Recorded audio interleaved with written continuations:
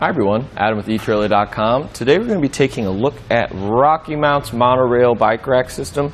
This is going to be able to hold up to 2 bikes with no frame contact whatsoever. It is 60 pounds per bike, so it will be able to hold your electric bikes along with a 5-inch tire width, which will accommodate for any of your fat tire bikes as well.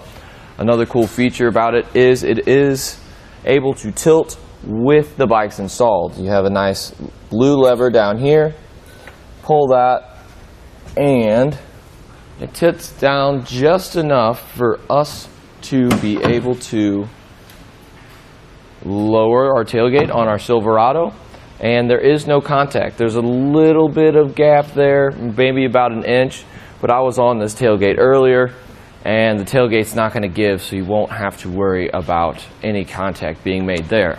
So you can go ahead and grab whatever you need out of the bed of your truck with your bikes installed, which makes it really convenient. And whenever you're done, all you got to do is pull this lever and then lift it back up. It will snap back into place, letting you know that it is nice and secure. Looking closer to how this bike mounts to this rack, you do have a cam buckle type strap right here. And all you got to do is press that tab in and fish that strap through. And I always do that one first, as this wheel hook up front does hold this bike upright. You wouldn't want your bike to fall into your vehicle or onto you. So always put a hand on your bike whenever you press this blue lever here. Slide it up and slide it out. And then you can go ahead and take your bike off the rack.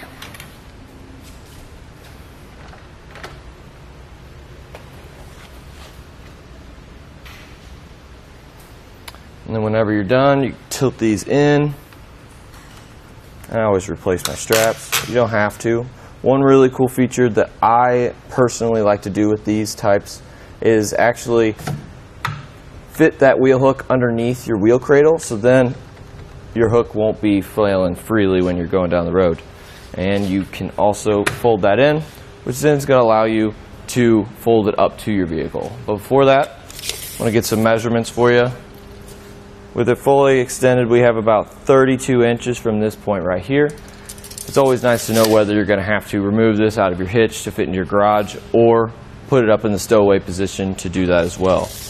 Ground clearance back here from our little tilt knob, it's about 24 inches of ground clearance, which is going to be enough to make sure you're not going to do any bottoming out. The Silverado does sit relatively higher, so you won't really have to worry about that.